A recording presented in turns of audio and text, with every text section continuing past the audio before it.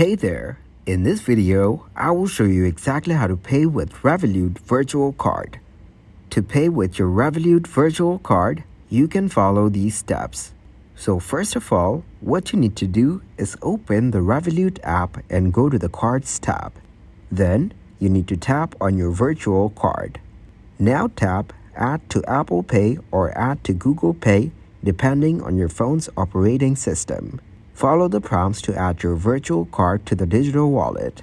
When checking out, select your digital wallet as the payment method and authenticate with Touch ID or Face ID.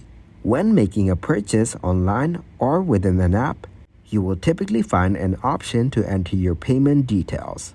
Enter the virtual card number, expiration date, and CVV as prompted. Follow the instructions on the website or app to complete the transaction. Thank you very much for watching, and don't forget to like the video and subscribe to the channel.